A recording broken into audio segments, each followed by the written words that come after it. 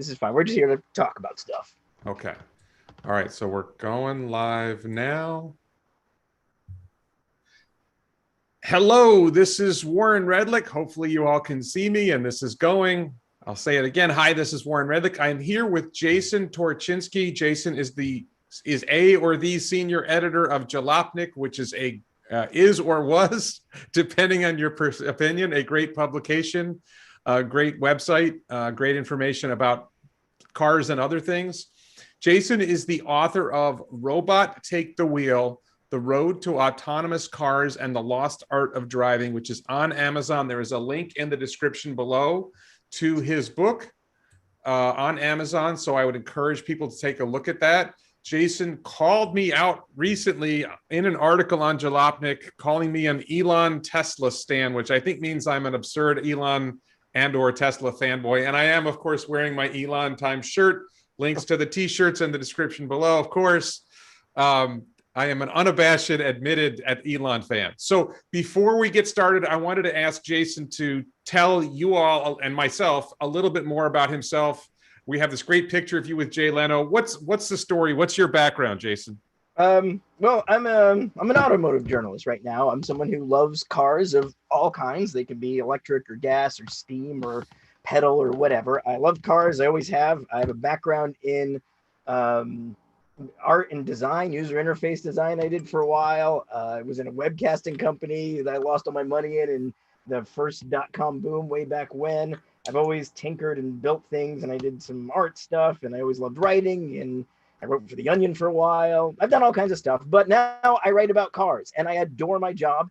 And one of the things I write about, among many things, I do obsessive taillight articles as well, but I also write about Tesla stuff because it's very interesting. And, that's also why I wrote the book about autonomous vehicles, because we're at a really interesting time in the history of automobiles. And I think all of this is worth covering, and Tesla is absolutely worth covering, which I'm sure you would agree. Okay, so what Jason and I talked about before we went live was that we're going to do the controversial stuff first, and then we're going to have a more productive conversation afterwards, although maybe the controversial stuff will be productive too. It'll be all productive.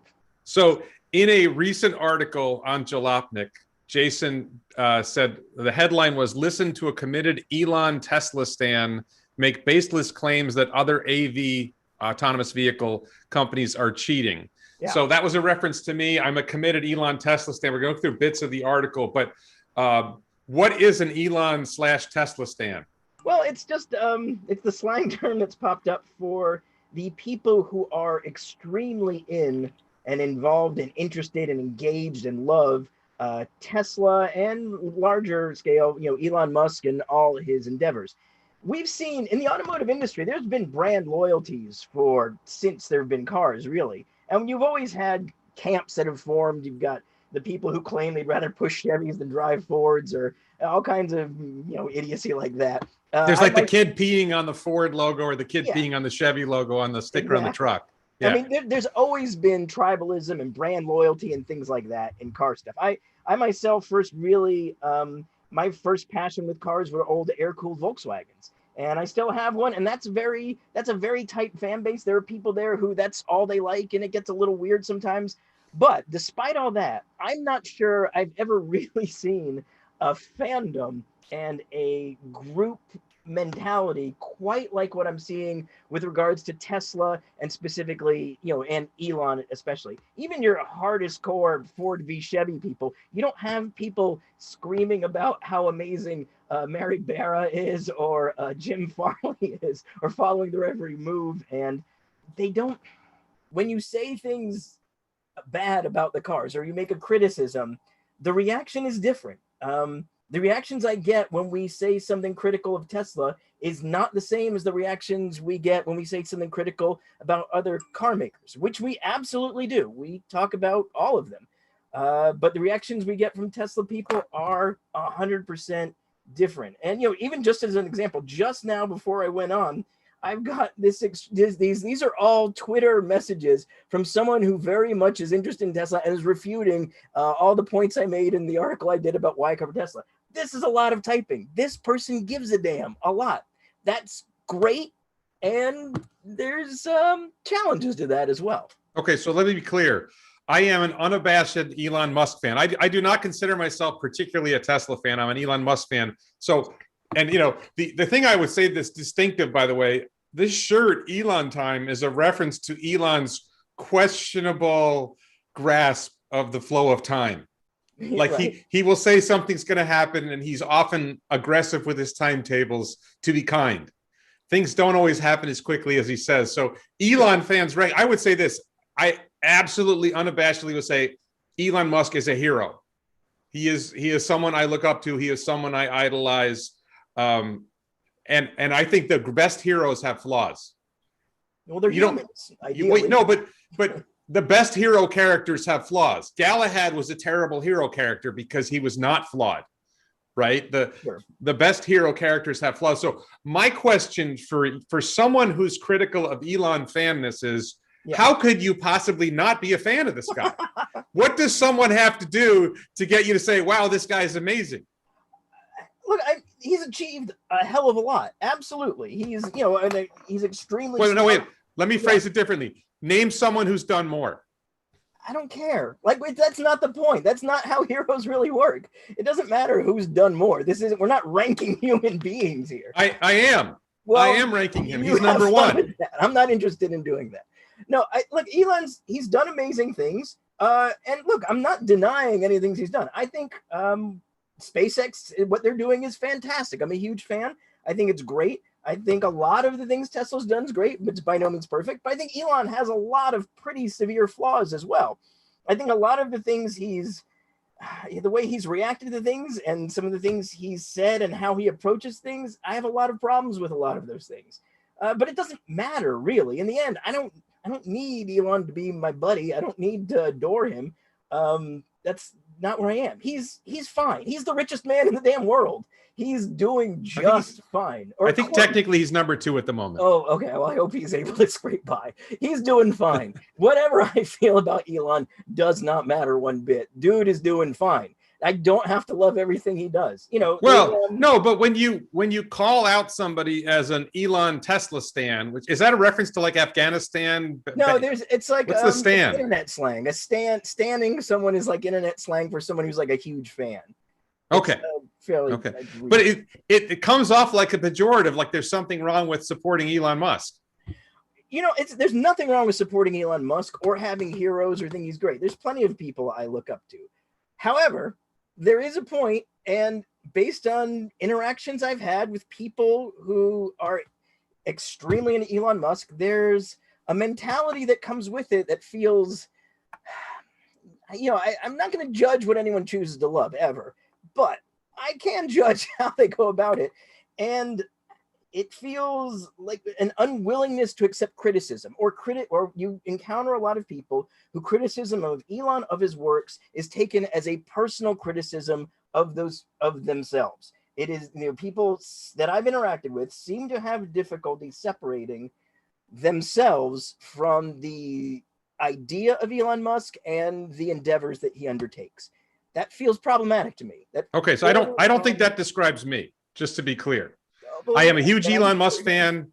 I am one of those guys, there's the meme where somebody's shooting at somebody and somebody dives in front. Yeah, I am the nerd who dives in front to take the bullet, but I don't shoot back. Why? Why are you doing that? Why? Like, what's the point of that? No, so the answer to that is let's take this. There's a couple of things I wanted to talk. Let's turn this into the substance. Okay. So in the article that you wrote about me, you said this was a reference to, I interviewed Taylor Ogan. Taylor Ogan is a hedge fund guy he runs a hedge fund called Snowball Capital. He at least appeared to be a Tesla fan for a while, and all of a sudden he became more of a Tesla critic. Many people think it's because he went all in on BYD.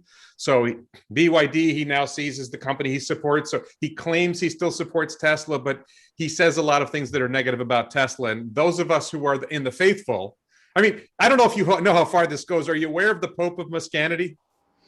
The Pope, well, no, not exactly. Okay, so there's an account on Tesla, on Twitter, called, the handle is Rational Etienne. And his official name, the name is the Pope of Muscanity. And, it's like there's a faith and he's got a huge following. I am a follower, and it's a joke that we are the faithful, and there's a religion supporting Elon as the meme lord and our meme lord and savior, right? Our meme lord. So and it's half joking. We love him, but we also like to have fun with it. So. But you see how that could be problematic from an outsider's perspective. Well, as long as we do it with humor, I think it's fine. Okay. I think if we actually had meetings, I just joked yesterday about how we need to have a singles group for the singles who are Tesla fans, and somebody said, well, the demographics might be frustrating because so many of us are male. It would be like 99 men show up in one woman. But anyway. This article that there was this conversation I was having with Taylor Ogan, and there's this dispute so Tesla's developing, what we're going to be talking about is this self-driving car concept. And Tesla's developing something that's called full self-driving. They have Autopilot, they have Navigate on Autopilot, and there are other companies that are developing robo-taxis, self-driving cars, Waymo being one of them. Sure. And you correctly described me as flat out accusing Waymo of using remote drivers, something that I have zero proof of. Later in the article, you admit that they have remote people who are observing the cars driving. Their term is remote operators. If anybody who wants to check on this, Google Waymo remote operators, and you will see several articles. Monitoring purposes. I think they've been pretty clear about what that's for. Well, the title isn't remote observer. The title is remote operator. So, but that you're asserting that they don't actually have capability of being autonomous, and that things are being. You suggested they were cheating and using these remote operators to. I don't think I said they were cheating. I agree that the cars can drive themselves to some extent. But they are not level 5. They are not true robo-taxis because there's people who are critical of Tesla who say that, what we see. So there's the pro-Tesla, pro-Elon Musk community. There's also the haters. Are you aware of Tesla Q? Oh, someone called me that, but I don't actually know what it is. Okay, so the Q stands for bankruptcy. It's TSLAQ. So there is a committed group of people who and there are journalists who we feel are in that category who constantly attack Tesla. And I would put it this way. There are media who never write positive stories about Tesla. They only write negative stories about Tesla. Okay. Right? So Russ Mitchell of the Los Angeles Times would be a great example of that. Laura Kolodny from Bloomberg would be a great example of that. People who, the vast majority of what they write, if not all of what they write, is negative about Tesla.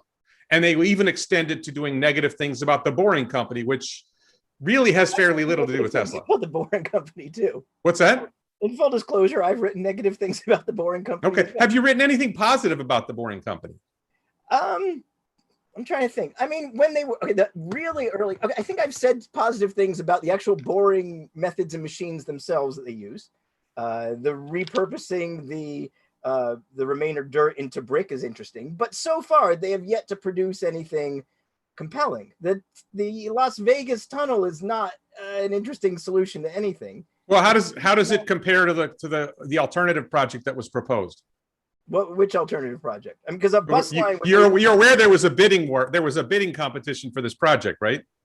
Okay. What was the other? Well, so if you're critical of the project and you didn't even know there was another bid, I'm critical of the end result.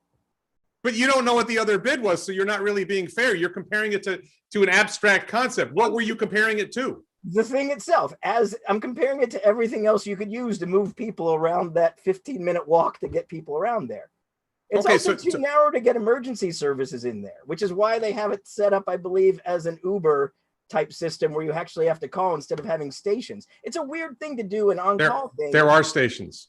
There are stations, but you don't actually go to the station to get the ride because they say it's an on-call type setup. Okay, so I'm going to say that I don't think you know that much about the system. And the fact is that it came in, the cost was 1/5 of the competing bid and more convenient and more throughput and delivered more. And there's a reason why the Las Vegas Convention Center chose this project over the other project. And it appears that they're happy with what they got. They're bragging about it. Well, of course, they just spent the money on it and they finished it. Well, they spent 1/5 of what they would have spent on the alternative. If you compare it to like what buses would do, just simple, dumb buses, you're going to move more people. And but buses have to go on the existing roads and go through traffic. But you could have a volume of buses that was still cheaper and more buses and move more people. In the end, weight would not be any different. Okay, What out of it? What are you getting out of driving these Teslas through these tunnels under there? I mean, also you could drive literally anything. Okay, so I guess I would phrase it this way. That you know they're planning an extension of the system, right? Yeah, I know, I've seen it. And then there's the whole loop that they're planning. Okay,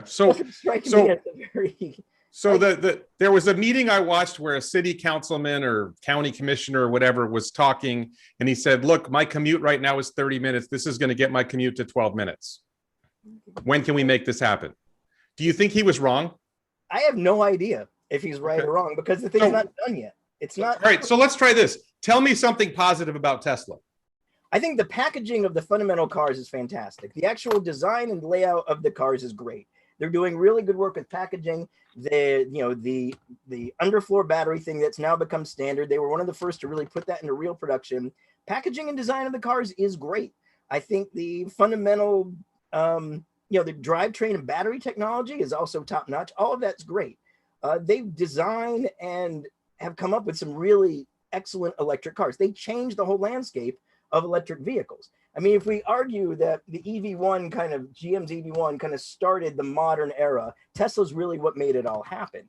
I'm not arguing any of that. Build quality, they have plenty of issues. Service, they have plenty of issues. I have huge issues with how they're implementing their semi-automated systems. But fundamentally, as far as just an electric car goes, they've done great work, and they've done great work with batteries and drivetrains. So you mentioned service. When I need to go get service at the Volkswagen, I have a Volkswagen Passat. I'm not that much of a fanboy that I bought a Tesla yet. I am waiting on a Cybertruck and a solar roof, which may or may not happen. Okay. We need a new roof on my house. We're looking at Tesla solar roof for some reason. And speaking of customer service, I don't think their customer service on the solar roof project has been very good. But I hear this complaint about Tesla's customer service with the cars, and I'm like, well, do you own a new car? I don't personally own a new car. Okay, are you aware that the customer service experience at a lot of new car dealerships is not always great? Oh, I'm very aware, because I get reports from people. We hear a lot about people's experience when they have problems with car service, and we write about those that are issues. So I have gotten a lot of Tesla owners reaching out to me about issues they've had with servicing their cars. Do any other car companies have mobile service that they go to your house or your business and fix the car on site? I think actually Genesis even does. I don't even know if they have actual dealerships now. I think they do almost all remote servicing. Volvo was doing a system where they would pick up your car and give you a loaner and bring it back. That's not that uncommon, especially in the premium market now. That's a known thing. But parts availability is still not good with Tesla. Body damage is still very difficult to deal with. I mean, there are issues. It's by no means perfect, and that's okay. Which car company's perfect? There are no perfect car companies. Even expecting perfection. So have you written a positive article about Tesla? Yeah, I have written positive articles about Tesla. Okay. I've written negative ones. You don't have to be all. That's the thing I don't understand. Why does anyone have to be all or none about Tesla? No. My impression is, and I haven't read a lot of your writing. I've read a couple of the only stuff I've seen from you is negative. Now, that doesn't mean you haven't written positive stuff, but I haven't seen it. There are definitely, getting back to this point about Tesla Q, there are people who only write negative stuff, like Russ Mitchell, the LA Times, Laura Kolodny primarily writes negative stuff. Charlie Grant of the Wall Street Journal primarily writes negative stuff. I mean, I don't think they're making anything up. I mean, they're writing things that actually happen. I write negative things about Tesla that happen because they're interesting problems. Because Tesla has a lot of clout. People talk about Tesla. People give a damn. When there are issues with them, of course you're going to write about them. What would be the point of not writing about significant issues with these companies? Do you think it's a good idea to shift from fossil fuels to electric vehicles? Yeah, absolutely. I've got nothing against electric cars. It's not just whether you have something against it. If you think it's a good idea, yeah. Who else is pushing it? All the major automakers are pushing electric cars. Give me an example. VW is doing a huge push with their MEB platform. Ford is doing a huge push with the Mach-E. Volvo, Jaguar, all of these guys. Let's talk about the Mach-E. Okay. How many are they making this year? I don't have that number off the top of my head, but have they had any problems? There was an issue that they had early on. I can't remember. Did you write an article about it? We did cover it. If there was an issue, No, you. Me personally, I don't think I Yes. wrote about that one personally. No, but Okay. we have a staff. I don't have to write every single article that goes on the website. Okay. How many do you think they'll produce in 2022? Mach-E's? Yes. I don't know. I'd have to check. I'd be making something up. I'd have to check that kind of thing. Okay. Do you think that they are coming anywhere close to driving? Would you agree with me that Tesla is really the one that's driving the transition to electric vehicles? They've certainly popularized it in a way that people haven't in the past few years. Absolutely. Okay, let me put it this way. I think this is Warren being a Tesla nut. Okay, Warren. I think that in 2023, Tesla will produce 5 million electric vehicles. Okay. And they will really start to dent the market share of some major OEMs. And by 2023, we're going to start seeing OEMs go bankrupt because their business model is fundamentally flawed. They're deeply in debt. And if they start losing sales, they cannot sustain the model with all the debt. Tell me what's wrong with that thought. I think it's a colossal amount of speculation with very little real hard data to back it up. I'm not saying which part? Which is it? Is it the 5 million vehicles, or is it the debt? I don't know. Tesla hasn't produced. I mean, in the amount of time they've been around, they only just last year produced their millionth vehicle, so they'd have to do a lot of ramping up. All of the other OEMs have been producing vehicles in huge quantities for far, far longer than Tesla's been around. Well, do you agree with Dan Neal that the Model Y is the best car in the world? No. You know who Dan Neal is? Yeah, of course I know Dan Neal. He lives near me. He's a great guy. Pulitzer-winning Dan Neal. So what? Why did he say that? What did he get wrong? Look. I mean, your best car is an absurd, metric. Dan Neal likes it. It's great. It does a lot of things well. I don't think it's the best car necessarily, but I think trying to pick a best car is a doomed exercise. There's so many criteria that would be involved. Like, why would you even want to pick a best car in the world? It just feels... Well, but the point is that Elon Musk just said that he expects, he didn't give a hard number, but it sounded like he's saying that they're going to sell 1.5 million Model 3s in 2023.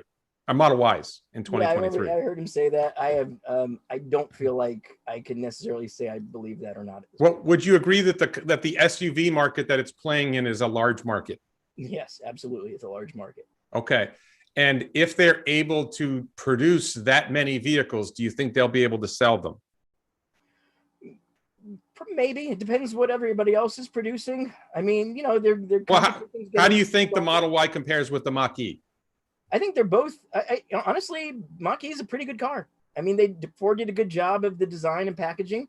I personally have yet to drive that one. We did have one of our writers drove it and liked it a lot. It seems, the Model Y is a pretty good car too. I think they're fairly closely matched. Let me be blunt. Would you agree with me that the Model Y costs less and has more range? I have to look at the pricing. The numbers are pretty close price-wise, if I recall. And range is always... Range, like the way all EV range is measured, is a much fuzzier number than the hard number that all the manufacturers give. Same with EPA rated range. Would you agree with me that that for similar pricing, the Model Y has much better range? I guess if that's what the EPA numbers say, then sure. But in real okay, so put it this way: an all-wheel drive Mach-E tops out at 270 miles of range. And an all-wheel drive Model Y goes over 300 miles, EPA rated range. Sure.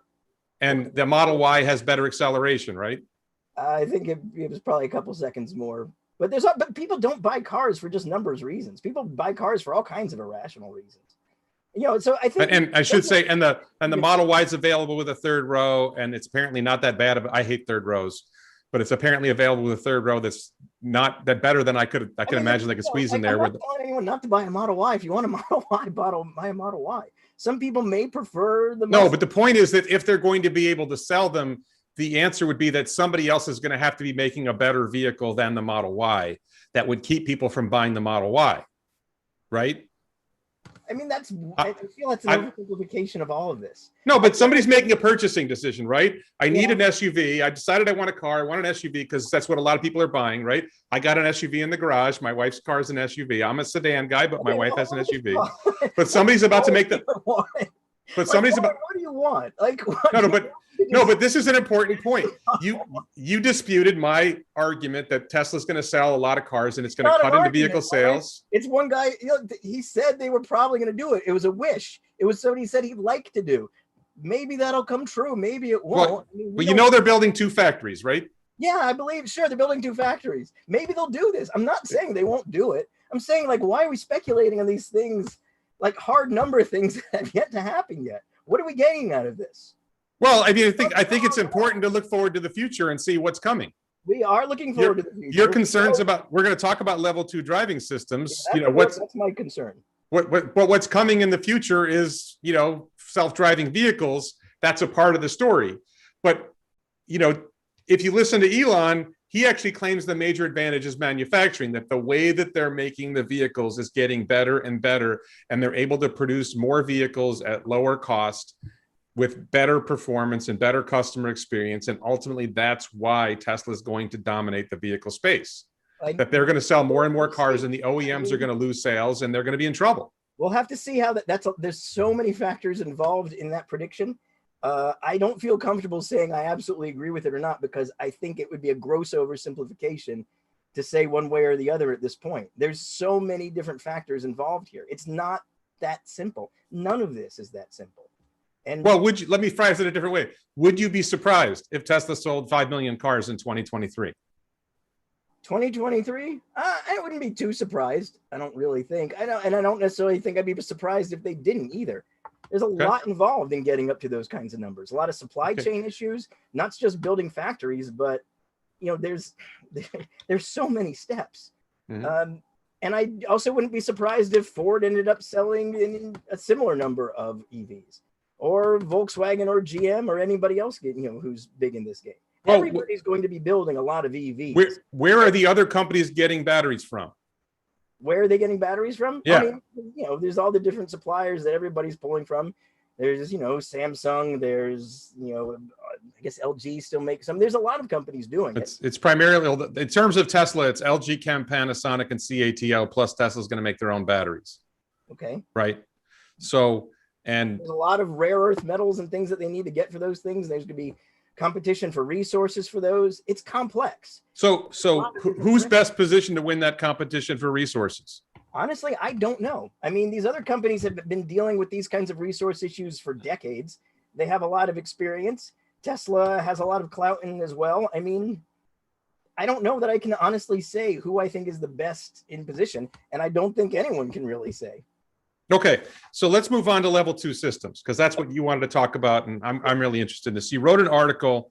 I'm going to read a couple quotes from the article. This is back in, I think, December 2020. Okay. I'm taking an excerpt. This isn't the whole article, but you wrote, "This brings us to the inherent problems with level 2 systems. People do not work well with them. This is not a tech problem. It's a conceptual problem, and it's not just me who thinks so. FSD's additional capabilities are going to make the problems we've seen with people sleeping or watching movies or not paying attention because their Tesla's autopilot is doing most of the work far worse, because the car can now do even more until it can't." Right. So I think you would agree with me that Tesla has had autopilot on 100,000 plus cars, couple 100,000 cars for at least a year. In the past year, there are at least 100,000 cars on the road that have Tesla, some form of Tesla autopilot. I think it's probably closer to 500,000 cars that have some form of Tesla. I think all of them have some form of Tesla autopilot. So with this making things worse, wouldn't you expect that Teslas would have higher crash rates than other cars? Well, not necessarily. I mean, my problem. It's making things worse. If it's making things worse, wouldn't that mean that they would have higher crash rates? I think they have potential to have crashes in conditions that normal, purely human-driven cars wouldn't have, because the problem is not a technological problem. It's a human problem. It's a problem with the way humans interact. But you're saying it's making things worse. If it's making things worse, they should crash more. I think there's potential for that to be, yeah. And I think some of the crashes that we've seen already are crashes that wouldn't have happened. I don't want to get into specific crashes yet. We're going to come to that. Well, let me explain my issue so we understand what I'm talking about, why I have a problem with level 2 autonomy. And again, this is not a technological problem, and it's a problem that actually gets worse the better the level 2 system gets into. And I think the issue is that, okay, so with level 2 autonomy, it requires the driver to be ready to take over at any given moment. It basically changes the task of driving from an active task into what would be known as a vigilance task. And this is the kind of thing that humans are notoriously bad at. The more the car does, the less the humans are able to really focus and be ready to take over at a moment's notice. This was known as far as the Mackworth study back in World War II was studying this kind of issue with the vigilance tasks with regards to like radar monitoring. But it's the same fundamental problem. People are not good at letting something do almost everything and simultaneously being ready to take over with no warning. Do you know who Lex Friedman is? Lex Friedman. No, I've heard the name, or I'm not placing it right now. Are you aware that he studied this very issue with Tesla cars at MIT? Oh, I've read some of these studies. Are you aware that he did such a study and he found that it wasn't really a problem? I don't believe that, I'm afraid. I do. Okay, so you have a homework assignment. You have a homework assignment to look up Lex Friedman's work on Tesla self-driving. We've seen examples of this. And also, here, if people really believe that autonomy is going to be safer, effort should be spent now in not keeping refining and perfecting level 2 systems, but more importantly, we should be working on failover and handoff systems. It doesn't matter how good your level 2 system is right now. It just doesn't matter. Because if you have to rely on the driver to take over at a moment's notice, there's an inherent problem there. You can't rely on people to be able to take over. They should be working on limited level 3 right now. And that also means they should be working together with infrastructure reasons, systems level approaches to the problems, where we have ways to get a car that realizes its driver is impaired or unresponsive off the road safely. This may mean dedicated lanes. This may mean special pull-off areas, but you can't expect the car makers to do this alone with everything independent in the car. It's not a good system. Well, wait, let's be clear. The numbers, as far as I've seen, are that Teslas crash less than other cars, and that Teslas with autopilot engaged crash even less than Teslas that don't have autopilot engaged. So it would seem from Tesla, and I would like to know a lot more about them, because think about the conditions where autopilot is actually used, which tends to be on long highway type drives, which is where it's kind of optimal and where its best use case is. We're not factoring in the overall types of situations that cars can be driving in. And the amount of Teslas on the road is significantly smaller. Those studies are problematic until we can see more information about what the road conditions are and actually really compare apples to apples. Because just comparing road miles of Teslas on autopilot to road miles of all cars in general is not a straightforward or fair comparison. I don't think it makes sense. Well, I'm talking conceptually too. I'm talking there's a conceptual problem with level 2. Relying on someone to take over at a moment's notice when the machine is doing most of the work is inherently not a good way to go about things. And if Lex Friedman disagrees with you, you know better. Then Lex can argue with me all he wants, but there are plenty of other authorities who are far smarter than I am. Well, but if what you're saying is true, then there should be Tesla wrecks all over the road, and everyone should be aware that, oh my God, Teslas are horribly dangerous. And instead, what we get is made up stories where a Tesla crashes and autopilot is blamed before anybody knows whether autopilot was engaged. And then and you get headlines all over the country that autopilot killed 2 people. And by the time the truth actually comes out that autopilot was not engaged, that the steering wheel was deformed, indicating there was a person in the driver's seat, when that evidence comes out, nobody covers it. You're talking about the recent wreck, the recent one. Sure. Well, would you agree with me that the media splashed everything everywhere, all these stories that autopilot killed 2 people? I think what the media said is what the authorities at the wreck told them, which is that from there, they did not believe there was anyone in the driver's seat of that car. That doesn't mean autopilot's driving the car. But given the context of what we've seen, look, I can put a brick on a gas pedal and make a car go into a tree. That's not the same thing at all. That's not the same. Also, you don't have a company advertising, put a brick on a gas pedal and it'll make you safer or anything like, it's not the same thing, because that's not driving. There was no evidence that autopilot was driving the car, but there was a media surge of clickbait headlines screaming that Tesla's killing people. And as soon as the evidence starts to come out that it's not true, the headlines go away. Nobody talks about how safe Teslas are, even though we know that Teslas are the safest cars on the road, according to the NHTSA, right? They crash test, or insurance issues driveway safely. They crash test their cars. Their cars do better in crashes than anybody else. What part of this do you disagree with? I disagree with I don't think it's definitely off the hook. And I think, do the people who write these clickbait headlines come back and correct and go way over the top saying we were wrong, Tesla's great? They don't come out and say, oh, we were wrong, Tesla's great, because they don't admit they were wrong. They move on to the next story. They admit they were wrong. If we find evidence of something we're wrong, we're absolutely going to correct. What do you think about Consumer Reports' stunt where they defeated the safeguards? I think that was an important thing they did, because of course it's valid. Have you ever used a Q-tip? Yes. What do you do? How do you use your Q-tip? I stick it in my ear and pull wax out. That's exactly right. You know what it says on the Q-tip box? Don't stick it in your ear. Don't stick it in your ear. And you know what people do? Everybody does, is they stick the Q-tip in their ear, because people will always use a tool for something they want to do with that tool, whether or not the manufacturer or whoever gives you warnings that say you shouldn't. People do stupid things in Teslas because they can, because it is an advanced so when Consumer Reports did this stupid thing, did the car crash? But it could have. I mean, there's so did it crash in that little test? No, but think about it. Teslas don't have redundant sensors. They don't have sensor cleaning systems. They could easily. Sorry, what do you mean by redundant sensors? If you have an autopilot and you're not actively paying attention and you lose a camera, I live in the South. I drive through areas where you go through swarms of bugs that are caked all over your windshield, could easily obscure a camera. There's no redundancy system, so you could there's multiple forward-looking cameras. There are redundant systems. What are you talking about? What's not redundant about having multiple cameras? They're not all doing the same job. They're not all doing the same. Like if one goes out, it's going to have a problem. What does the car do? What does Autopilot do when it loses forward vision? It asks the driver to take over. No, it pulls over. On what context is it pulling over? Like, is there someone behind you? Are you telling me you don't know that what happens when somebody disengages their seatbelt and unclicks their seat, takes their seatbelt off while they're driving Autopilot? Are you telling me you don't know what happens? Oh, I know what happens. It'll warn you and it'll turn off. But Consumer Reports showed it's easy to defeat. We've seen it easy. They hung a weight on the steering wheel. They locked the seatbelt, sat on top of it, put the car in Autopilot. That wasn't easy. It was easy. It was not. Okay. Well, you would agree with me. It's easy to stick a brick on the accelerator pedal, right? Same thing. Why not? The same thing. Why not? Okay, I'll explain why. Okay, so for example, which one's easier?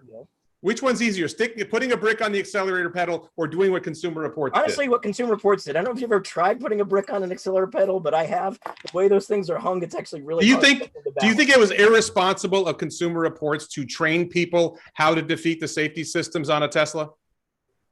No, I don't think. This is like the anarchist cookbook, isn't it? Isn't this teaching people how to make explosives? Doing it already. Look, you think these cars are incredibly dangerous. They are teaching people, here's how you can defeat the system and create a 4,000-pound bomb driving down the road, right? That's what they did. Shouldn't you call that irresponsible? I think it's teaching people how to do it.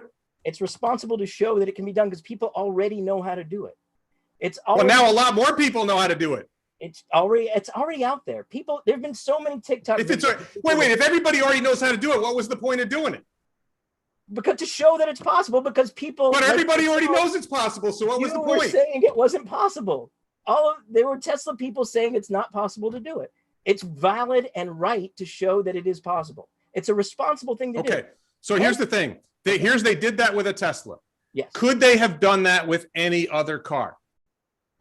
You would need some kind of level 2 autonomy or semi-autonomous system. Could they have gotten any other car to do that and not crash? Okay, so if you were able to defeat the forward-facing camera of like a GM Super Cruise, which I don't know if you can or not. Maybe you could, maybe I honestly don't know. That's worthy of testing, frankly. If they could defeat it in the same way, then that would be worth doing. Honestly, it's worth showing any level 2. So why did you do know that you can defeat any level 2 system no matter what? That you can put a picture of somebody's eyes up and it will read those eyes. That's been proven, to be honest. I would love to see that test. So wait. So you're telling me you're aware of people doing these tricks with Teslas, but you're not aware that people have done it with other cars, even though they have? Okay, if they have, you could Google it, right? That's worth writing about. Okay, I'll look forward to your article on that. Look, when I find the Super Cruise test where they've done it, then that's absolutely worth writing. So your redundancies, you mentioned LiDAR. Why is LiDAR important? I think LiDAR is important because I think having multiple types of sensor systems that work in different spectra and different methods is a good idea. I think if we're going to be relying on people to actually, if we're relying on computers, on cars, to actually do this sort of driving, multiple sensor systems are a good idea. Redundancy. When you drive a car, do you use LiDAR? No, I don't use LiDAR, but I'm a radar. I'm a human being, and as a human being, I have all kinds of advantages over a computer. How many cameras do you have? I have 2. Okay, you have 2 really close together that move with each other. Yeah. You can't have one camera look this way and one camera. If you're argue that people aren't good at driving, Warren, then I think you need to. People have been driving longer than anything has been driving, and so much of driving, the edge cases that Elon talks about, that he says were there except for those stuff, that is the world. The world is chaotic. There are so many subtle things that humans, via our centuries of enculturation with the visual environment and the way we work, are better at than a computer is right now. Artificial intelligence. Have you ever taught a teenager to drive? What's that? Have you ever taught a teenager to drive? I'm not a teenager, but no. Have you ever taught a teenager to drive? Taught anyone to drive? I have helped teach someone to drive. Yes. Okay. Were they good when they started? Nobody's good when they start. Okay. How did they get better? Practice. Okay. How is self-driving going to get better? It'll be also practice and development. It's going to take that. How does it get there if you don't put it on the road in the real world? There's other ways to do it, or in protective, like unleashing it as a beta form into public roads without a good failover system is not a good idea. How many people have died in the FSD beta trial? In the beta trial, I don't know. A few people have died via Autopilot. No, the FSD beta trial. I'm going to guess none, but that doesn't matter. That's not. How many people have been killed by Tesla Autopilot in the last year? In the last few years, there have been a couple. No, the last year.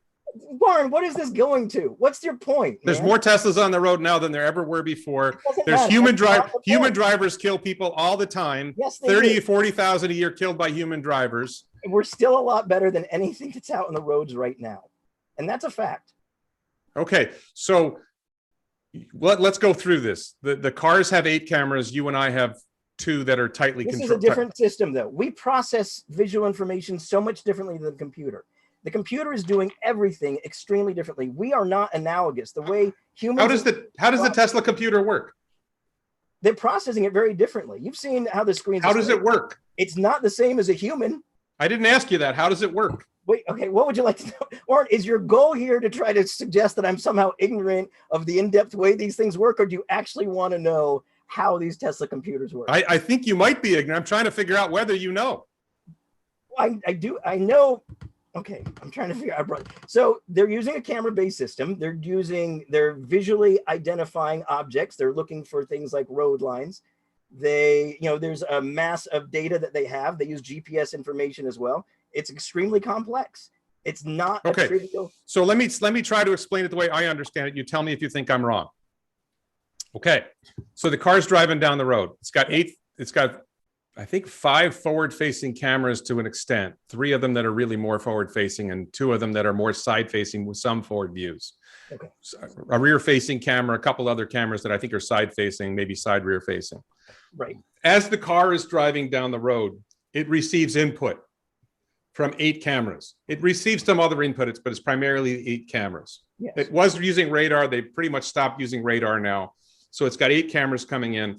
There's all these pixels coming in. Yes. All this pixel information goes into a chip that's known as an inference chip. Yes. Okay. The data goes through the chip. There's a series of what are called weights. It goes through the weights, and at the end, it comes out with output. The output is there's objects here. It identifies objects: car, stop sign, child, cat. Yes. It assigns a probability vector of where it thinks this object is likely to move, sort of like a probability space about where it's likely to move. Okay. And then I believe with that information, then it then predicts a path that it thinks the car should move in. And then depending on where FSD is, it may actually drive the car. It may actually, there's this point where the neural network takes all of that and more and better. We can also look at the side of the road, and if someone looks like they're a little bit nuts and they might do something crazy, we can anticipate that. We can see a billboard with a stop sign on it and understand the difference. We can read hand signals from other drivers. Wait, no. Wait. Billboard with a stop sign. That's something they've trained on. They train. This is the whole point, that you have to. Just recently, there was that Tesla that was stopping at the billboard with the stop sign. Like a week and a half ago, a guy just put up a video of that. Okay, but this is the point, that it has to be trained to learn. Sure, but right? Should it be trained in public, on public streets with just regular people? So you can't experience the edge cases. And why do we train 16-year-olds on public roads? But we also have a safety driver with them. When you're saying a 16-year-old who doesn't know how to drive, the safety driver can't get to the pedals. I trained two 15, 16-year-olds to drive. I couldn't touch the pedals.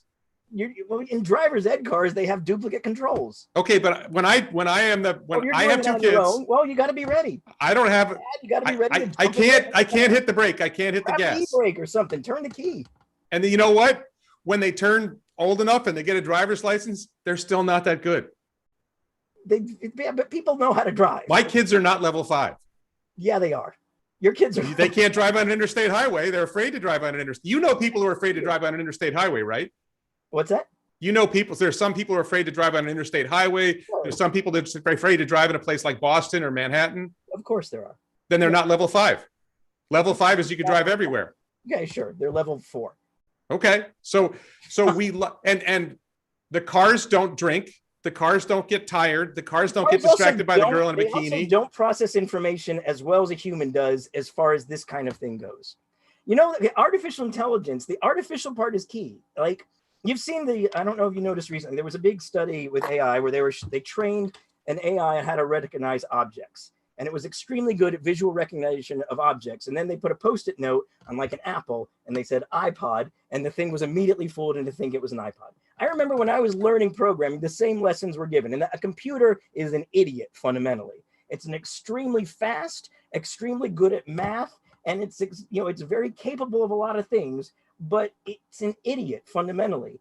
It's very difficult to train cars to do all these things. I'm not saying they won't figure it out. I do believe eventually there will be full, So how do they figure it out? What's the process to get from where we are now to where they figured it out? I think it's going to take research and development, like always. But I also think before we should be unleashing level 2 systems into the world, we should have figured out first safe failover and safe, getting cars out of the way when something goes wrong. Let me ask you this: when we get to the point that it's safer than human, okay, which I think you agree might happen someday. Yeah, I think it's certainly possible. Okay, and let me be clear. I suspect you're a good driver. I try. You might suspect I'm a good driver. I think you would agree with me that some of the drivers on the road aren't that good. Some of the humans are not particularly good at driving. Of course. I would say ballpark, the worst 10% of drivers cause 90% of the accidents. Maybe it's the worst 20% cause 80%, but it's something like that. Does that sound wrong, or does that sound in the ballpark of right? I think it's plausible. I don't know if I honestly don't know. I feel like, again, like everything, it's complicated. Well, phrase it a different way. There are better than average drivers and worse than average drivers. Of course. Lance Hamilton is probably better than average. Sure. Right. And my 16-year-old is probably worse than average. I'm not sure my 16-year-old is worse than average, actually, because my 16-year-old is pretty good. And I'm sure they'll get better. My 19-year-old might be worse than average. That's a long conversation. So the problem is, first of all, there is no evidence that this test that Tesla is doing, this project of having these level 2, if you want to call it that, these autopilot, navigate on autopilot, self-driving cars on the road with people supervising them. There's no evidence that they're causing more crashes than other cars. There's zero. You don't have any data to show me that there are more Tesla accidents with autopilot engaged than there are cars that don't have autopilot engaged or other cars. I think the sample size of Tesla is too small right now to really accurately determine. Well, there's a million Teslas on the road. And right now. Total cars on the road, that's a tiny sample size. Well, but a million cars driving 10 million miles a year is 10 billion miles a year. Driving 10,000 miles a year is 10 billion miles a year. How many miles do you need? I don't even know if you would term it in terms of miles. I think it then. Okay, what standard do you need? I don't think that's the metric I would be looking for. And also, if we're going to do this, why wouldn't you have a safe failover system in place first? Well, all right, so sorry, you said that a bunch of times. Explain to the audience and me, what's a safe failover system? Okay. If you have a vehicle that's semi-automated, you want a system that if it can't detect that the driver is paying attention, or there's a technical issue that it can determine, it needs a way to get out of harm's way without incident. Just stopping isn't enough, because if something goes wrong on a highway and it just comes to a stop, that's a very dangerous thing. Someone stopping on a highway is never a good idea. So how many times has a Tesla been in a crash because it lacks this feature? I think potentially every time that there's been a autopilot related crash, it's every time, because the feature of not being able to fail over safely, like where someone's either defeated the system to let the car know that it's alert. No, you just described a car stopping in the middle of the road. Yes. Has a Tesla stopped in the middle of the road and been hit? No, well, it's worse because often they just keep driving without. So here's the thing. I asked you a question. What's a failover system? You gave me an example. The car stops in the middle of the road. You said that was unsafe. Not a failover system. That's not a failover. I'm saying you're saying that's not a good approach. Not a good approach. Right. So as far as I know, that's not what Teslas do. What do they don't do? Just stop in the middle of the road. What do they do? No, they pull over to the side of the road. So just to be clear, they can set, like, have we seen this? Because I've seen examples where they do not just pull over to the side of the road. Okay, so how many crashes have there been where a Tesla stopped in the middle of a highway and there was a crash? In that particular, I don't think that's been an issue. Okay, so we can get rid of that. Let's focus. Warren, listen to me. That's not the problem. I'm trying to understand the failover system. Because they do not have a failover system. But you got to tell us what that is. They haven't even gotten to that point. What's a failover system? They haven't. Well, I'm saying a failover system would be the car getting out of harm's way, getting somewhere safe. And so how is that supposed to work in a car that does it the way you want it to? I think the only way it can really adequately work is on a systems level type of. We would have to have involvement from all car makers and infrastructure. I think it's not a trivial problem, which is why a lot of effort hasn't been spent doing it, but I think it's an essential one. We have to, like, if you're on a highway, we need to have... What's the infrastructure change? Well, there's a lot of ways it can go. We have to figure this out. This is not solved by any means. So I think what you're saying is we have to spend $10 trillion refitting our roads and in order to get there. And by that point, you'll find some other reason not to allow it, and we'll continue killing 40,000 people a year because you have a Luddite perspective on this. Look, the plain and simple truth is Tesla's... Luddite, Warren. I'm saying there's a right way and a wrong way to do this, and currently it's being done the wrong way. But your resistance, if your resistance was followed, which fortunately it isn't being followed, if your resistance was followed, then we would never get self-driving cars, and we would continue killing 40,000 people in the United States every year and 1 million people worldwide. We would do it the right way. I think that's your thing. Just to be clear.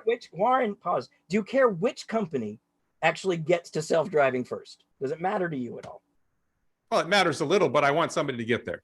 Okay, so if Waymo does it or whoever does it, or if it's a consortium of people, you're cool with that. So I think if we can get to the point of self-driving cars that are safer than human, that is great for society. Then we have to work together on this. It can't just be Tesla. Well, we don't have to work together on it because you don't want it to happen.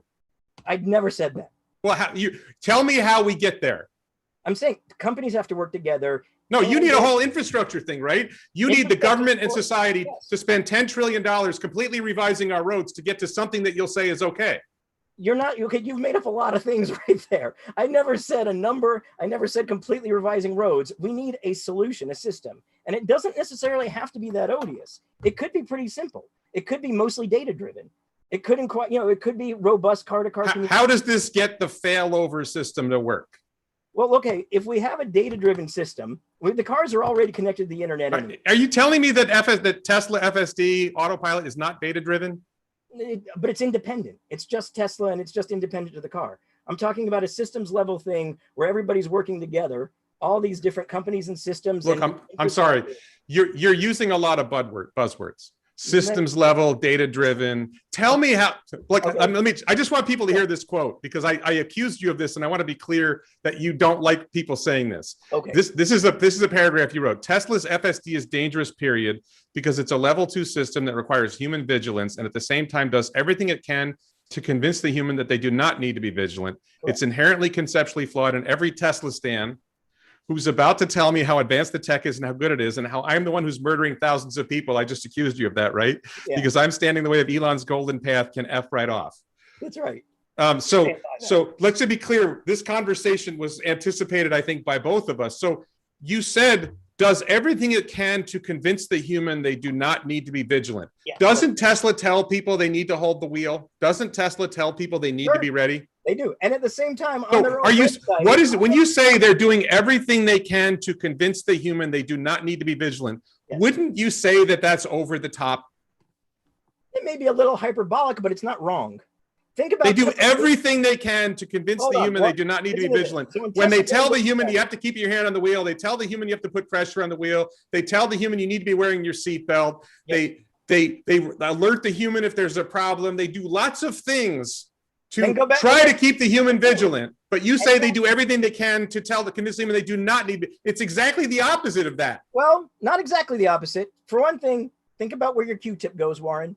And for another thing, when you go to Tesla's website, they have a video there that shows a FSD. And the first thing that video says is the human is only there for legal reasons. The car is driving itself. They also call it autopilot. They call it full self-driving. Have you ever been on a plane? Yes, I've been. Do airplanes have autopilot? It's a completely different thing. Well, it's the word autopilot, right? Yeah, and in an airplane, in an airplane, does the pilot leave? Does the pilot walk through the cabin while autopilot is flying the plane? I think that is possible, actually, yes. Is that what happens?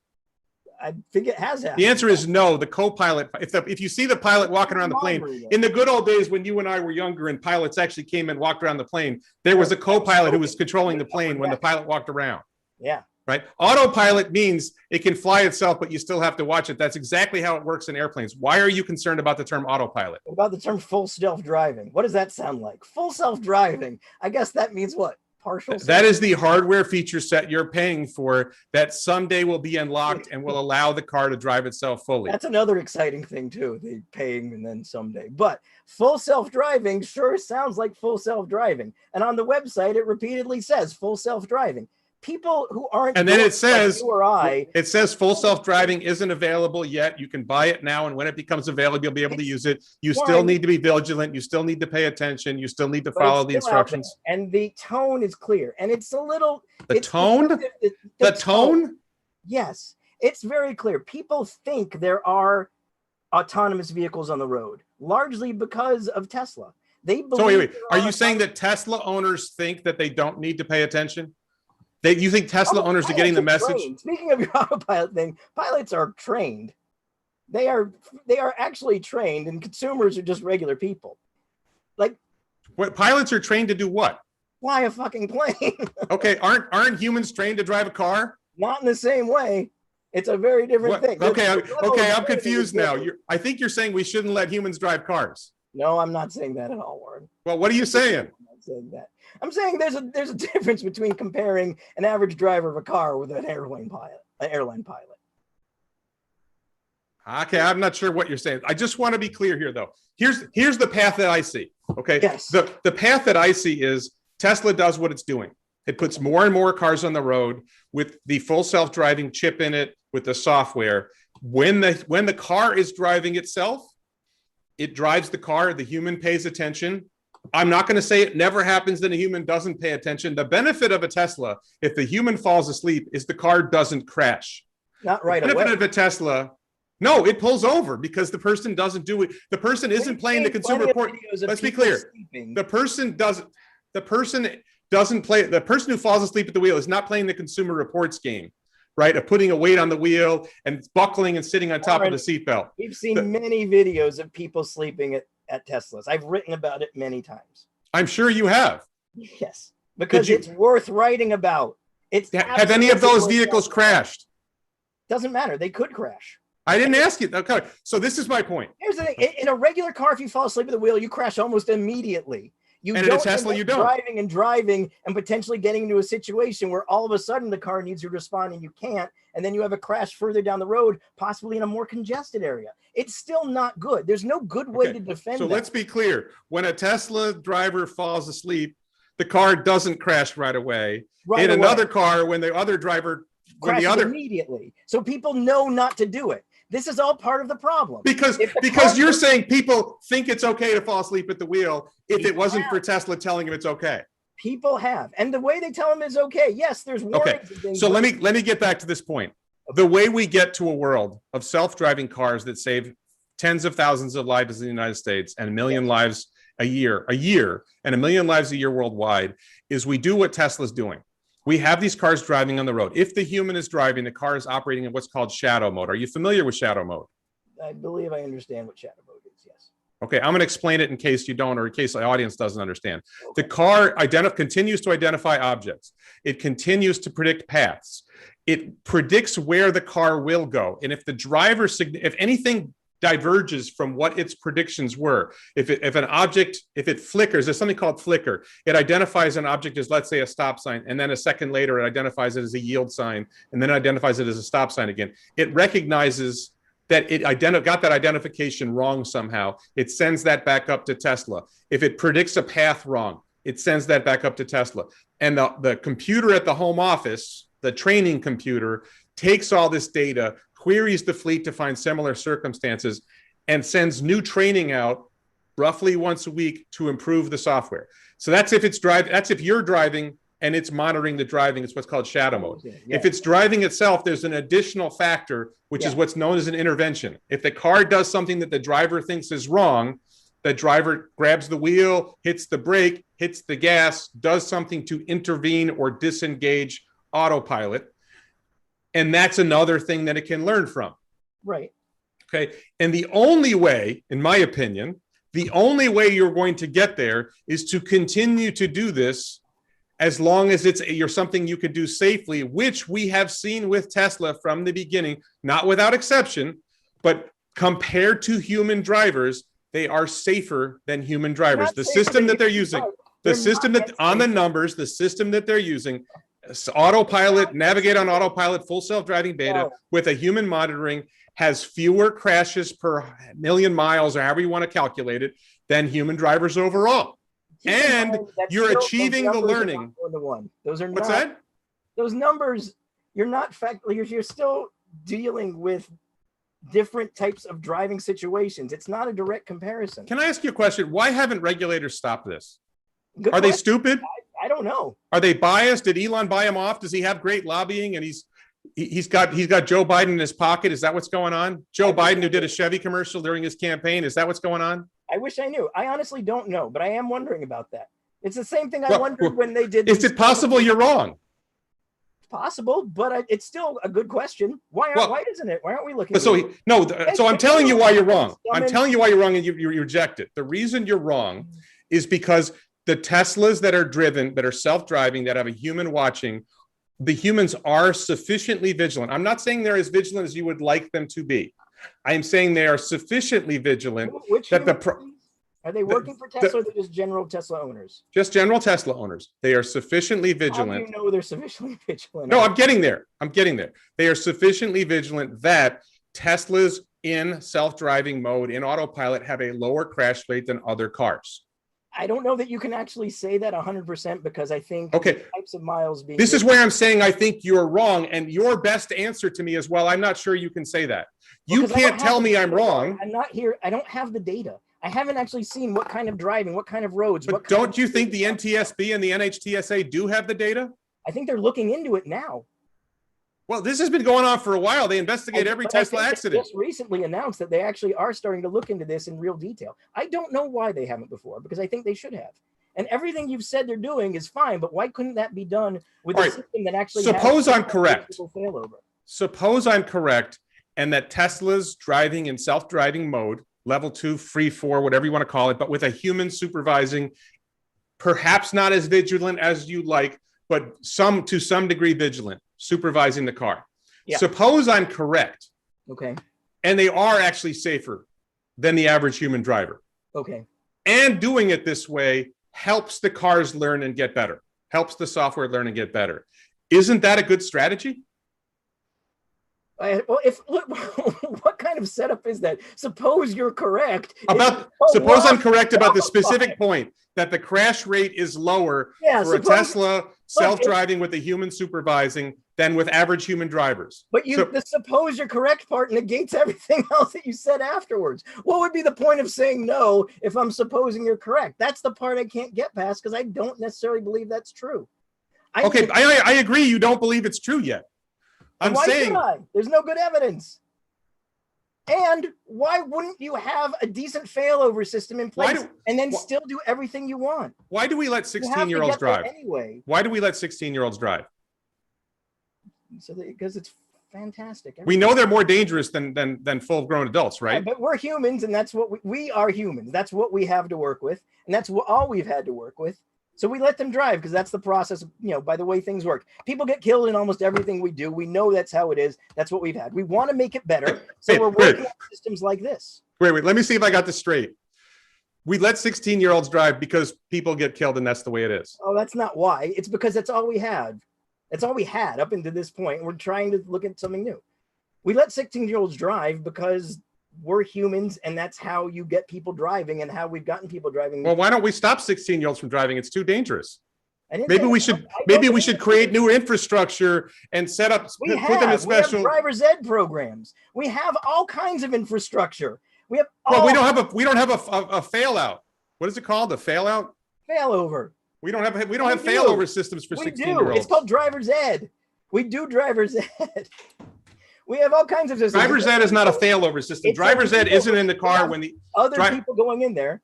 Driver's ed is not in the car when the 16-year-old is driving alone. Right. That's true. Once they get their license, we don't have that. If you have a heart attack at the wheel, you're boned. If your car catches on fire while you're driving, you're boned. But the whole point of developing something technological to replace it is so that it's actually better. And having a failover system is necessary to make it better. What's the point of doing it? But we don't have a failover system for the humans. So if it's as good as a 16-year-old, maybe it's as good as a 16-year-old now. Is the point of this to make it better or not? Do you want to make it better? Then the way it gets better is by learning, and the only way it learns is if it drives. It doesn't matter. You can still develop failover systems that work while you're training it. There's no reason why not to. We have to get to levels above 2 at some point. And levels 3. So which level 2 system out there has a failover system that satisfies you? That's what level 2 is. That's why all level 2 is bad. No level 2 system has it. That's what level 2 is. 3 is the only one that starts to have some system for some sort of safe handoff, safe failover. Is Waymo's system acceptable? Waymo is currently working. They're in development, so I don't even really know. And it's also level 4. It's constrained to a limited area. Does it have a failover system that satisfies you? Honestly, not yet. Nobody has one yet because I think they still need to develop it. You could look. Tesla's got plenty of money. They could be renting specific roads and tracks and areas and simulating these things if they want to do it without a. They do simulations. Well, they should. That's the way it should go about. Simulations are a pale shadow of the real world. If you want to encounter the edge cases, you have to go in the real world. You can't cabin yourself. Look, Waymo's tried this, right? Waymo's tried this. They've driven in this limited area. Yeah. And we should get back to this point. I do accuse Waymo of using remote operators, and I accuse them based on articles that say they use remote operators. Okay. Let me just put this out to you. Hypothetically, they're using remote operators for correction. But let's say, hypothetically, since you like assuming you're right, let's assume you're right again. Let's say they are using remote operators. But you know what? From the perspective of a person in the backseat of that car, who gives a shit? It would work just fine. If your answer to autonomous driving was you had people whose jobs it was to drive cars remotely, that's a reasonable solution to the end goal. Here's the reason why it's not a reasonable solution. Because as long as you need a remote operator, it doesn't scale. As long as you keep it cabined in a small area, it doesn't scale. The reason that the Waymo, I don't know why the Waymo CEO also isn't putting this in the hands of regular consumers. Waymo is doing their testing in what I would think is a more responsible way than Tesla is right now. They're not just giving it out to everybody in a public beta. But they're arranging with municipalities and local. But you said that you accused me of saying that they have to be faking it because they haven't scaled or expanded. This is the point. Until you scale this, you're not making people safer. If you do it in a small area with a few cars, you're not making people safer. They're waiting until it's ready. But it never will be ready because you can't get enough real world experience unless you have a lot of cars. And Waymo's model doesn't work because it's too expensive. It's too expensive because their car costs $100,000 and it has a 100,000-mile life, let's say. So it costs $1 a mile just on the vehicle. And then you've got other expenses and you got to pay for a remote operator. They do have more sensors than Tesla does. I don't know if they have a sensor cleaning system. But the sensors they have aren't helpful because we have a machine learning, we have a dedicated history of research community doing machine learning for vision. And that machine learning community for vision that uses cameras. It doesn't use LiDAR for machine learning for vision. You're trying to identify objects. What's the problem with using LiDAR? LiDAR can work in it costs too much money, it uses too much energy, and it doesn't add value compared to cameras. You and I drive without LiDAR. The cars can drive without LiDAR. The brain designed to do this stuff way better. No, your brain was not designed to do this. Your brain was designed to run on a field and hunt and track shit. Yes. And that's part of what driving is. Humans can drive. I just want to make sure. Okay, so Tesla's full self-driving software and hardware was actually designed for this purpose. That's exactly what it was designed for. We were designed for a lot of things. Our design included, if you see a girl in a bikini, distract yourself because that might be an opportunity to reproduce. Well, I think most of what we're doing after have you noticed I like girls in bikinis outside of the warranty? What's that? Have you noticed I like girls in bikinis? I keep bringing that up. Maybe you missed that. You're an amazing man.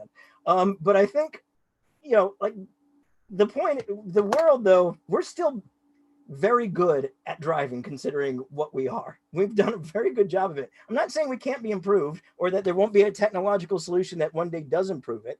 I don't think the way it's being done now, though, is necessarily the only way or the right way. And I don't understand all the hesitancy to getting a more group effort. And, it's going to be hard. But because your solution slows it down. So what? We'll do it right.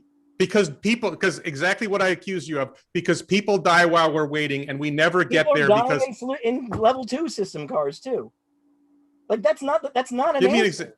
No, more people will die if we wait. Based on what? Because the sooner we get there, the sooner we save lives. And your solution slows us down. So many things with that, though. No, your solution slows us down and we never get there because you can't get everyone together. It's not a solution until you have a way to deal with the handoff solution.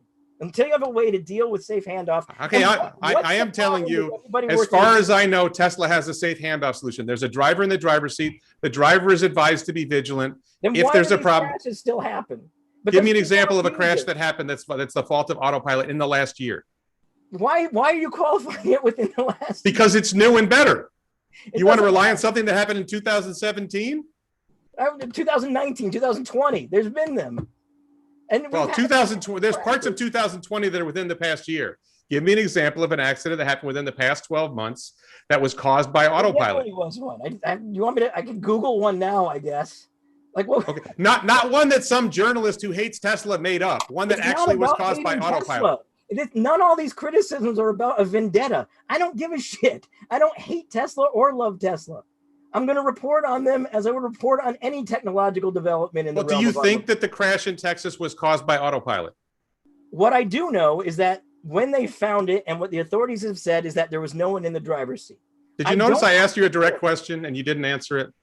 I don't know for sure. I suspect it could because there was no one in the driver's seat. And we've seen similar types of issues before. Okay. So when Elon Musk, actually it wasn't Elon, it was another guy from Tesla, said that the steering wheel was deformed, indicating that someone was sitting in the passenger seat. Well, let me put it to you this way. Would you agree with me that no one was wearing a seatbelt in the car? I actually don't know.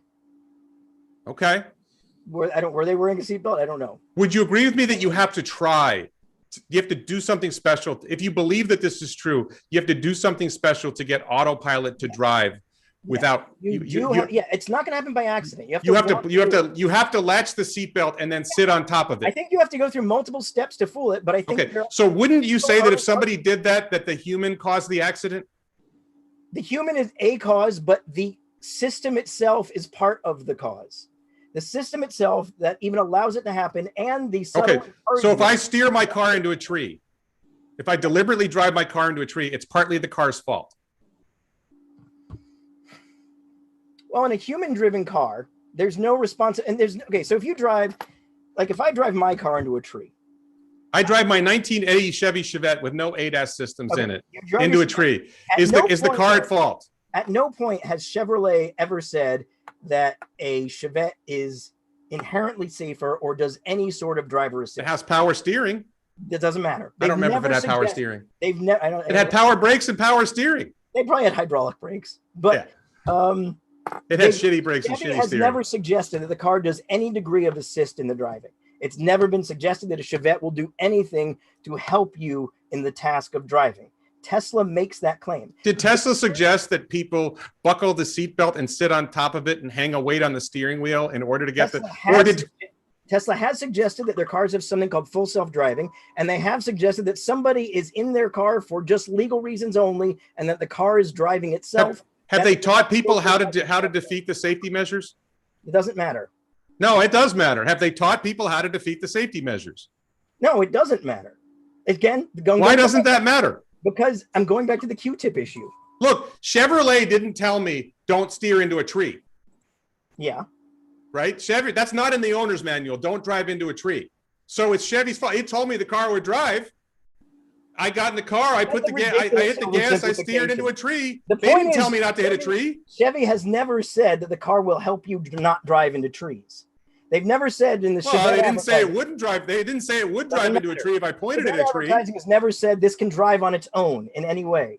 The Chevette advertising has never said the person behind the wheel is only there. What do you think of cruise control? What's that? What do you think of cruise control? I think cruise control can be used well, but it's also very different than level 2 autonomy because it's not doing enough. I mean, you would agree with me that cruise control will moderate the speed of the car. Yes. And it would allow somebody who's not worrying about moderating the speed of the car to pay less attention to driving because all they have to do is steer now. Steering's a big part of driving. Well, it's not very hard to keep. Some cars, it's not very hard to keep them going straight. I'd argue steering is in some ways the essential part of driving. In fact, when you mind driving, this is the thing you do. Let me just thank Philip. Philip, I want to thank you for all your support. Philip actually mentioned cruise control right when I said it. Philip is in the chat. Phillips, I mean, cruise control, but it's not doing enough. The reason level 2 is a problem is because of the amount that it does. It's at that point, this uncanny valley of control, where it's doing just enough that it can lull the person behind the wheel into thinking the car is doing everything. And even if the car is doing 85%, 90%, that is very significantly not everything. And it's a problem. Okay. I don't understand what the big deal is about admitting that that's not the best place to sit. Take it up a notch. Go to level 3, minimal level 3, where if the driver is not paying attention, the car has a safe way to get off the road. Why is that such a problem? So I'm confused about this. It sounds like you think that a Tesla can't pull over to the side of the road when autopilot disengages. Not reliably and not safely. What evidence do you have to say that? I've seen videos where it happens. I've seen it do it. It stops on its own. It stops in its lane at best. And the fact that it can be defeated relatively easily, even with effort. Relatively easily. Hanging a. You have to make a. Let me ask you this: the driver who latched the seatbelt and then sat on top of it. Not hard. That's not hard to do. Okay, was that reckless driving? Sure. It's a crime. Sure. Okay, so you believe that people who make devices are responsible if someone uses their device to commit a crime?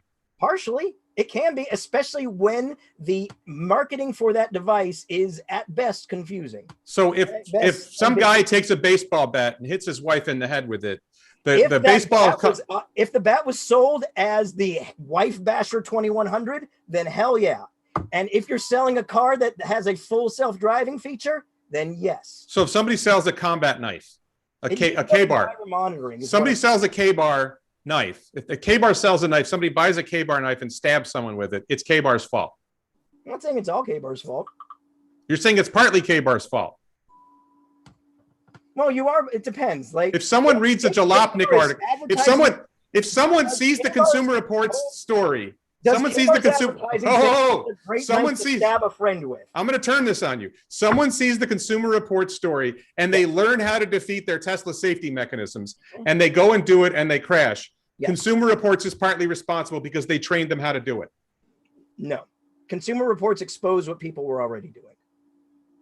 But I'm saying you have an individual who didn't know how to do it, and they learned it by watching the Consumer Reports video. You can't pin that on Consumer Reports. They're being responsible. They were showing what people are already doing in the hopes that Tesla will take some steps to correct these issues. Because it's an issue.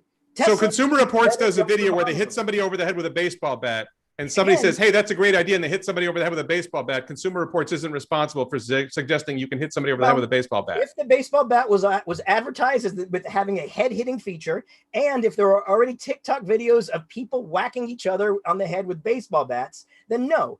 Consumer Reports showing how you can whack someone on the head is not their fault. They're exposing an issue that already exists. So let's suppose we followed your path. Okay.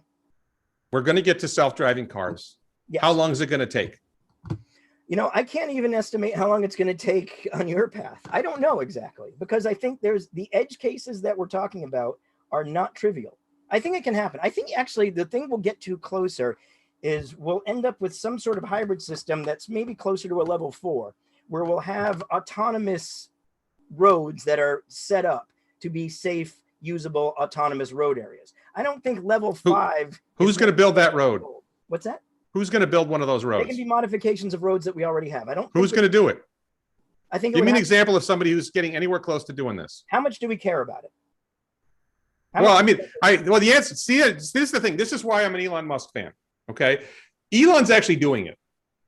You're talking about it. No one's doing it. You're talking against Elon doing it. Elon is on a path. Why doesn't Elon then start setting up these systems, like roadways that actually communicate? Okay, I'm going to suggest something to you. It's possible that Elon Musk is smarter than you. Of course, it's possible. That's not. It's possible. It's possible. It's possible that he's put. It's possible that he's put more thought into this than you have. It's possible that he's working with people. Solutions. We are seeing a solution. We're seeing a solution that's getting better and better and better. And Level 2 better, which is still a problem. It still doesn't have driver monitoring, and it still doesn't have a safe way when the human is no longer in. No. Let me be clear. The goal is to get to cars that drive themselves level 5. I don't like the level system, but the goal is to get cars that drive themselves without human supervision. Okay. Right? So why not involve infrastructure in this issue? So Elon is working on that. Great. Elon is smarter than you and me. Sure. He has thought about this more than you and me. He has a team of people who are devoted to making this work. And this is the path they have chosen. Why are you better positioned to decide the right way of doing this than him? I'm not saying I'm better. I'm just saying I have a different idea. And I think based on what I've seen from him, I don't feel what I'm seeing is enough. If they have some system in place that we haven't seen, then fantastic. I can't wait to see it. I haven't seen it yet. And no. Let me be clear. I'm not talking about the system. I'm saying they have an approach you don't like.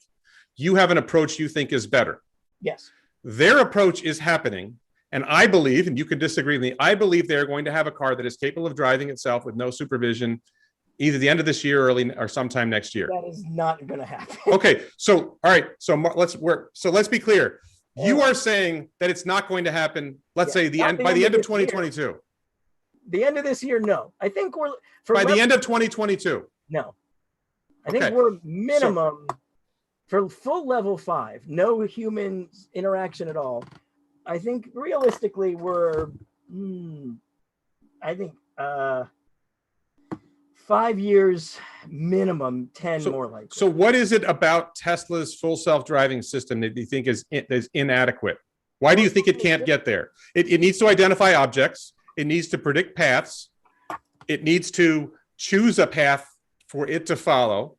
Yeah. Right. What is it about this system? They have a specially designed extremely basic stuff you just mentioned there. Extremely basic. Well, but it has to. This is nearly enough to counter. Like, here's a suggestion for you. There's an interview. More complex than that. I think it's the first interview between Jim Keller and Lex Friedman. Okay. I would encourage you to check out. There's an interview between Jim Keller, who used to work for Tesla. He's a chip designer. Okay. And Lex Friedman. Lex Friedman took your position, even though Lex Friedman is against you on the vigilance issue. Lex Friedman took your position that self-driving is much harder. He's taking your position that it's much more complex. And Jim Keller is like, look, you identify objects, you assign probability vectors for where they're likely to move, and then you navigate. You're just describing an algorithm, though. That's like saying to build a house, it's easy. You just get the materials all together, and then. Well, what do you do differently than that when you drive? Do you identify objects when you drive? Of course I do. Do you sort of in the back of your mind predict where objects are going to move? With better alacrity than any computer system currently available, yes. Do you predict better what the cars behind you are going to do? That better than the computer? The ones that you don't see? Because I can read a lot more. I can read a lot. No, the ones that you don't see because you're looking forward. Do you make better predictions of what those objects are going to do? The ones I don't see. How about the ones in the blind spot? Do you do better at predicting what those vehicles are going to do? At predicting, maybe, actually. The ones that are in your blind spot that you don't know are there, you're better at predicting what they're going to do. That's oversimplifying things because we don't work just visually. We understand there's so much more to driving than just that. There's context clues and there's a whole culture that we as human beings understand that's part of it as well. I know that there's a behavior difference in the way cars behave at rush hour than they do on a road in the middle of the night if there's just me and one other car. There's all kinds of levels to this. It is so complex, the level 5 problem. That's why I'm saying we should shoot for really good level 4. Level 5 is a huge issue. I've driven in Dubai and Mumbai, and it's a completely different set of rules. But people when they drive, there's a lot, like when you're in New York and there's a busy street and you're waiting to cross the street, there's people you can see crowding, and there's a process you do where you kind of inch the car out into the group of people as you're trying to get through. You are driving in a way, you're executing actions that could be taken as I'm going to run over a massive group of people, but you're not going to do it. And you know you're not going to do it. And you interact with the people there that know you're not going to do it. And these are subtle cues that we've developed over years of human civilization. The car doesn't understand any of that. It understands the mechanics of driving and the physics of driving better than I ever will. You just brought up pedestrians. How many pedestrians has Tesla's full self-driving or autopilot killed? Waymo hit one. I know that. I didn't talk about Waymo. Doesn't matter. I'm talking about self-driving as an overall entity, because these are all the same problems. They're all dealing with the same problems, and you can't get hung up on Tesla or Waymo or whatever. We're all dealing with. Well, you can get hung up on Tesla because Tesla has a better solution. I don't know that. I know. I know you don't know that. That's part of the problem. I don't know it either. I think you have a lot of things you would love to believe that that's true, but there's no real proof of that. We don't know that. Did you watch Autonomy Day? Did I watch Autonomy Day? I did watch some of Autonomy Day. Yes. I'm going to suggest that you need to watch Autonomy Day, maybe more than once. Why? Because then you might actually learn what Tesla's doing. I know what Tesla's doing. If you didn't watch Autonomy, do you know who Andrej Karpathy is? Yes, I've heard the name. Okay. Don't tell me you know what Tesla's doing with self-driving if you don't really know who Andrej Karpathy is. You don't know who Jim Keller is either, right? Wait, but none of this actually matters though. I don't need it. Like, it's not about Autonomy Day. We're talking about fundamentally, and I'm going to keep hammering on this point. Why are they doing any of this if they're not doing something that actually is a level 3 system where you have some safe way of failing? I'm going to answer your question. Okay. The reason they're doing it is because they want to save lives and they want to do it sooner rather than later. Your approach is not the path to saving lives. It's going to cost more lives. Level 2. It hasn't yet. Inherent problems. Yes, it has. No, it hasn't cost more. This is the point where we just disagree on the facts, right? I am telling you that the evidence is that Teslas are involved in crashes less than other vehicles. Okay, and I was telling you those numbers I do not feel are a representative sample of everything that's But you don't have other numbers. Neither do you. I don't need other numbers. I'm going with the numbers I have. You're saying there's some numbers out there that neither of us have access to that say that it's. We know. I don't. Basically, what you're saying is Teslas are out there killing people, and somehow we don't have data showing it. Teslas are out there killing people. I'm saying I do not believe they're safer yet. Okay, so I want to get back to the point. My answer to your question is the reason that we're going down this path is because I want, and because Elon wants, and because Tesla wants, and because regulators want to save lives sooner. The sooner we get self-driving cars out there. Ways to save lives that aren't just this path, though. Yeah, but we're not doing any of that. You could be advocating this strongly for 5-point harnesses in cars too. That would save. But we're not doing it. I love 5-point harnesses, but we're not doing any of that. We could do that so much easier than any of this. You could retrofit every car. Let's be clear. 5-point harnesses, probably the number one cause of death in a car accident is a car hitting a pedestrian, and a 5-point harness is not going to help with that. No, but we have all kinds of systems that we are working for that. There's all kinds of pedestrian safety systems. Okay, there's lots of things we could do, and they're not really being done. Meanwhile, Elon Musk is betting his money, his company, and his team, they're all betting their time to deliver something that they believe will actually deliver safer, full self-driving cars By the end of this year or by the end of next year? Your approach is never going to get there. Or it'll get there better. No, it will never get there because it's not happening, because you're talking and no one's doing it. But no one is doing your approach, right? You agree with me, no one's doing your approach. Actually, I don't know that for sure. I think people are working on failover systems and safe ways to get a car out of trouble. I think that's definitely being done. And, Honda just released their first level 3 car in Japan, right? And that car does do some limited amount of getting out of trouble when it can't detect a driver input. And it does pull over in a controlled way. I don't think it's quite enough, but it's a start.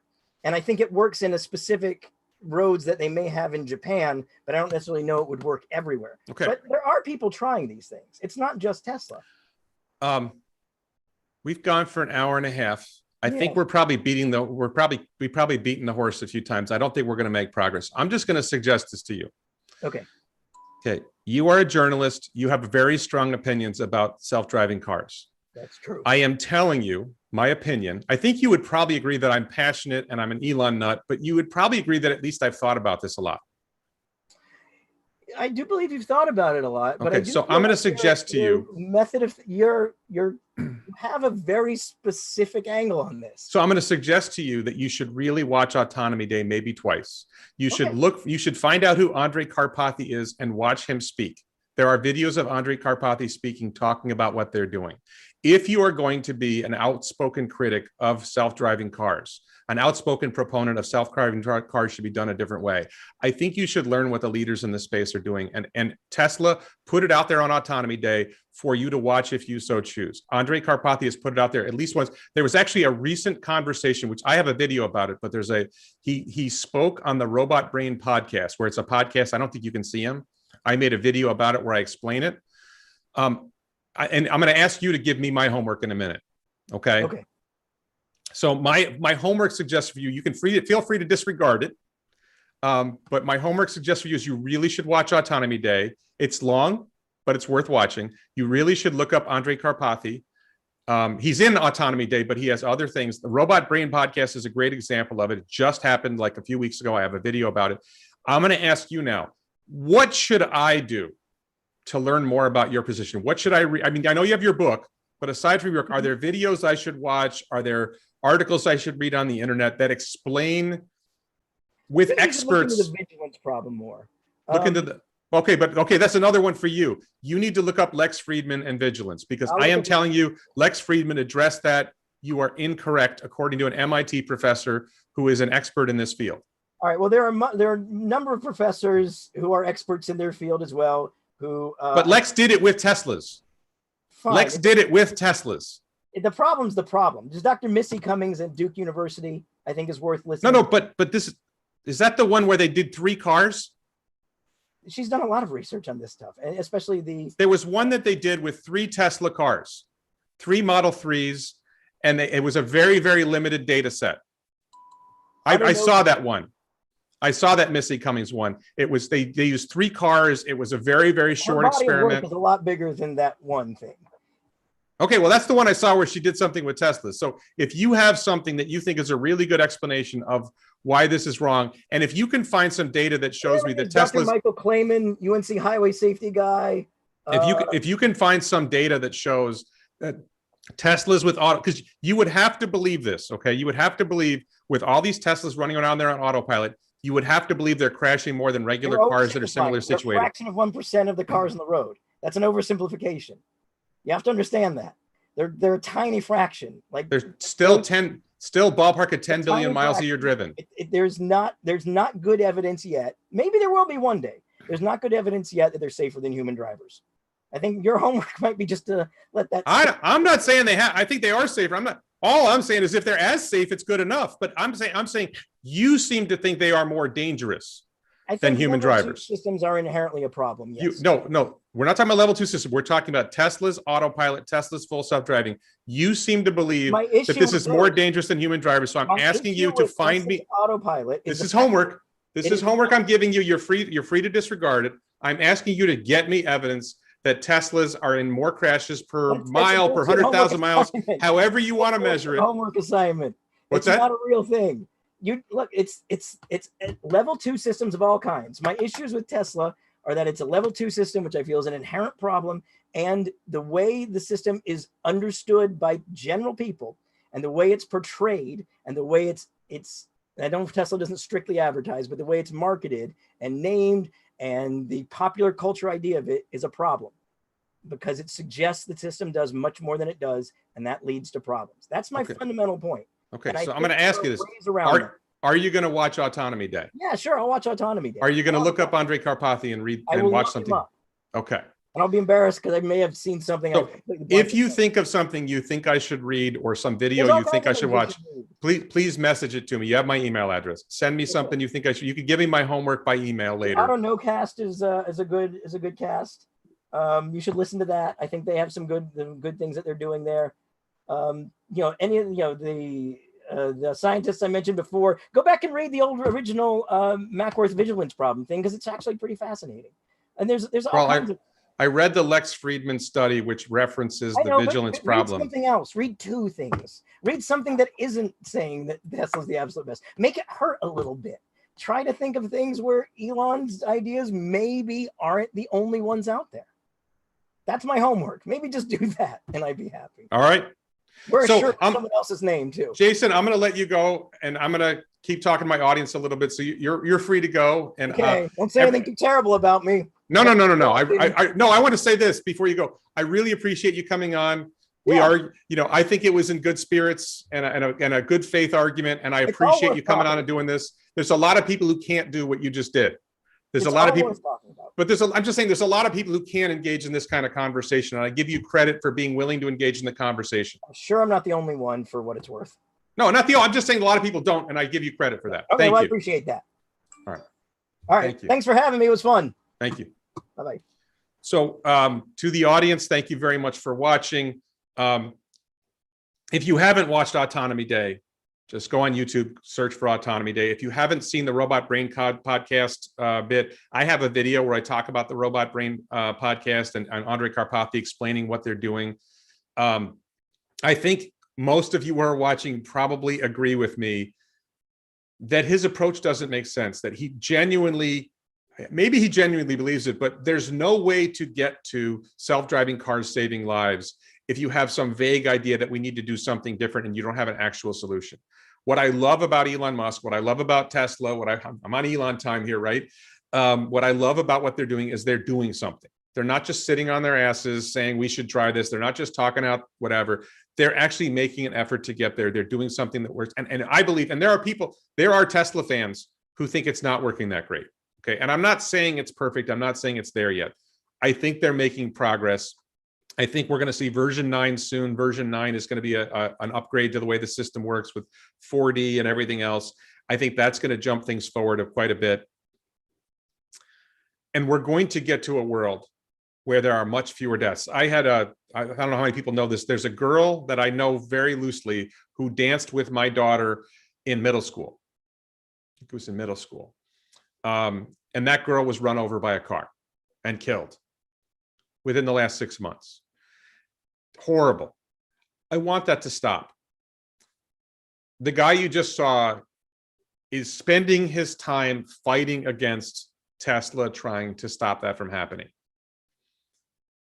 Elon Musk, Andrej Karpathy, the Tesla team, they are working to get to the point where they can save lives. They are working to get to the point where they can deliver cars that will allow us to get around for less money. There are so many advantages to what Tesla is doing to make the world a better place.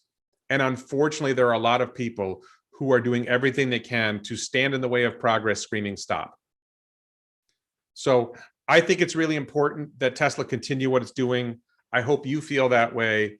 I'd encourage you, please check out my other, if you're watching this later, I'm going to have other videos around my head. Please support the channel on Patreon. There's a link in the description below. Check out my book, Fair DUI, How to Protect Yourself in a Traffic Stop. Believe it or not, innocent people are arrested for drunk driving. And thank you so much for watching. Oh, actually, before that, is there any Q&A? Do people want to ask questions? I'll go do this again later. If there's any questions, I'll take questions. The interview I recommended, Francois Couture, Jim Keller and Lex Friedman, Lexfridman. Jim Keller and Lex Friedman. Jim Keller is a chip designer. He used to work for Tesla. They had an interview talking about self-driving.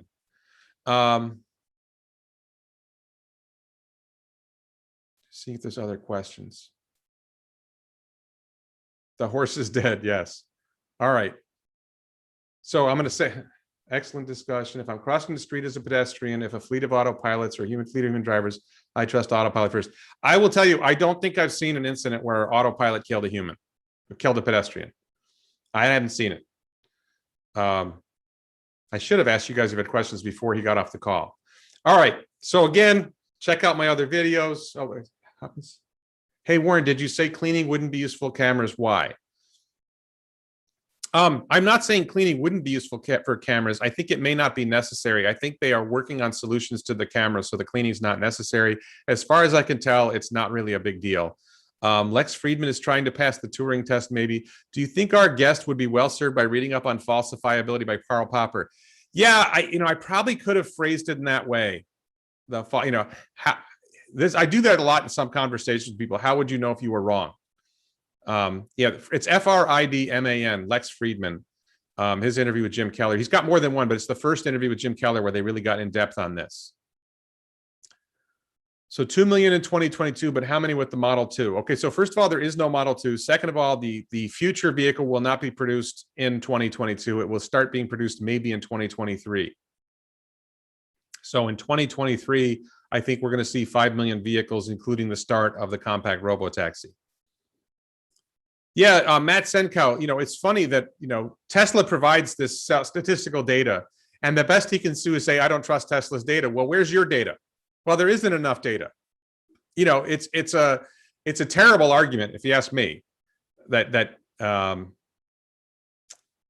so, all right, I think, any other questions? All right, this is great. So please check out my other videos, support the channel on Patreon, check out the t-shirts, link below. Check out my book, Fair DUI. And thank you so much for watching.